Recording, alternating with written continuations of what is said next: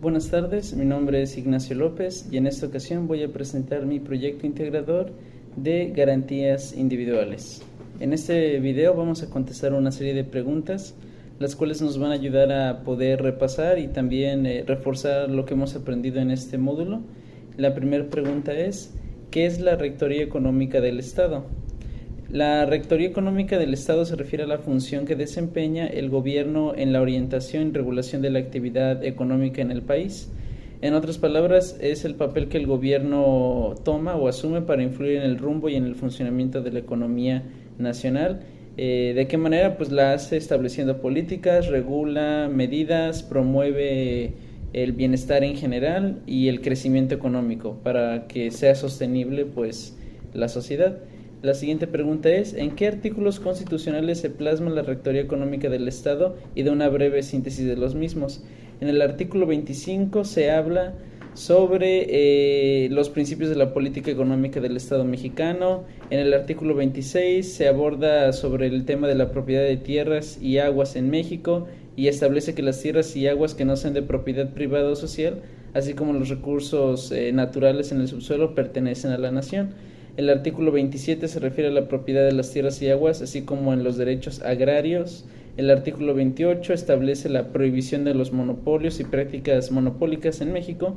En el artículo 123, en el apartado A, aunque se refiere principalmente a los derechos laborales, este apartado también contiene disposiciones relacionadas con una rectoría económica y también establece la obligación del Estado de promover el pleno empleo y la productividad y también la capacitación laboral.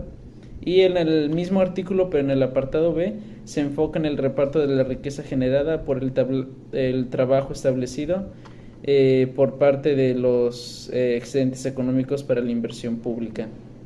En el artículo 134, aunque no se aborda directamente la rectoría económica, sí en este artículo se prohíbe el uso de recursos públicos con fines electorales y establece que la propaganda gubernamental debe ser objetiva, ética y veraz, obviamente. Todos estos artículos ayudan a que México refleje su rectoría económica en el Estado y la interacción de estos artículos y su interpretación a lo largo del tiempo influyen en la forma en la que el gobierno mexicano ha tratado de abordar su economía en el país.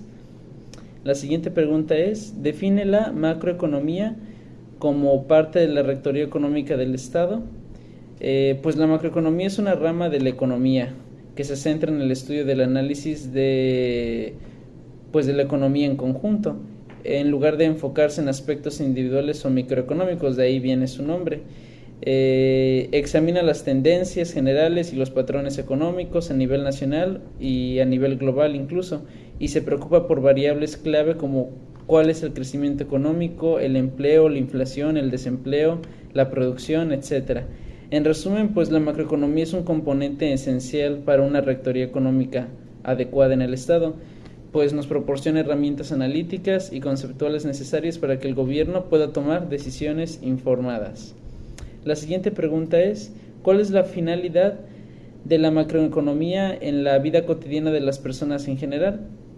Bueno, pues desempeña un papel crucial porque toma diferentes roles. Por ejemplo, en la política monetaria, el gobierno, a través de su Banco Central, por ejemplo el Banco de México, se puede utilizar la política monetaria para influir en la cantidad de dinero en circulación, las tasas de interés y el crédito. La política fiscal, por ejemplo, que se refiere al uso de los ingresos y gastos del gobierno para influir en la economía. El Estado puede ajustar los niveles del gasto público, los impuestos, los déficits para estimular la demanda agregada y promover la inversión para el bienestar social. El empleo y el desempeño también entran aquí, ya que el gobierno puede tomar medidas para fomentar empleo y reducir el desempleo y a través de políticas activas la creación de empleos nuevos como los públicos o la formación de nuevos profesionales. El crecimiento económico, que también viene de la mano, le hace que la rectoría económica implique establecer políticas que promuevan un crecimiento económico sostenible y equitativo para todos. Estabilidad financiera es otro tema el cual el gobierno debe trabajar para garantizar la estabilidad del sistema financiero que tiene México, prevenir crisis económicas o cualquier cosa que pueda incluir alguna regulación en los mercados financieros y sobre todo la supervisión de instituciones clave para evitar pues riesgos sistémicos. Y la siguiente pregunta es: explica brevemente el contenido del artículo 27 de la Constitución Federal. El artículo 27 de la Constitución mexicana establece los principios fundamentales relacionados con la propiedad y tierra, ya lo habíamos hablado un poco antes, los recursos naturales y los derechos agrarios en México. Se divide en varias fracciones y apartados, pero se abordan los siguientes: la propiedad de la nación. Se establece que las tierras y aguas que no sean propiedad privada o social pertenecen a la nación, es decir, a todos los mexicanos. Derechos agrarios: reconoce y protege los derechos de los pueblos, comunidades indígenas, asegurando su propiedad comunal y ejidal, y esos derechos se basan en la posesión ancestral de la tierra y su función social. Extranjeros y empresas extranjeras: este es un tema interesante, ya que se debe restringir la propiedad de tierras y aguas de zonas cercanas a frontera y costas, evitando la adquisición de estas tierras por parte de extranjeros. Establece también que empresas extranjeras no pueden adquirir la propiedad de tierras y aguas en México, a excepción de ciertas circunstancias, pero con previa autorización. La expropiación, otro punto que toca el artículo. El Estado tiene el derecho de expropiar tierras por causa de utilidad pública o interés social, siempre y cuando se indemnice a los propietarios de manera justa y previa. El desarrollo rural y los recursos del subsuelo también se tocan en este artículo. Y en general el artículo 27 busca el equilibrio de la propiedad privada con la función social de la tierra y los recursos naturales con los que cuenta el país para hacer el desarrollo sostenible en todos los ámbitos, incluso en el rural. En el siguiente pregunta es: menciona el proceso para la suspensión de las garantías individuales según el artículo 29 y menciona algún ejemplo en el cual proceda esta suspensión. Realmente son casos excepcionales, pero sí hay como un proceso que es solicitud del presidente inicial.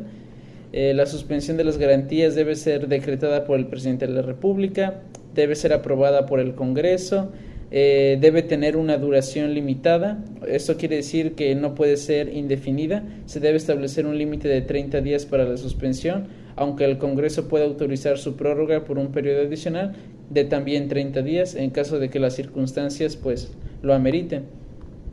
Y los límites de la suspensión pues también, ¿no? Aunque se vayan a tener un límite en garantías individuales o suspenderlas por un límite, también pues cuenta con derechos fundamentales que no pueden ser suspendidos, como el de la vida, el de la no discriminación, el de a la no tortura.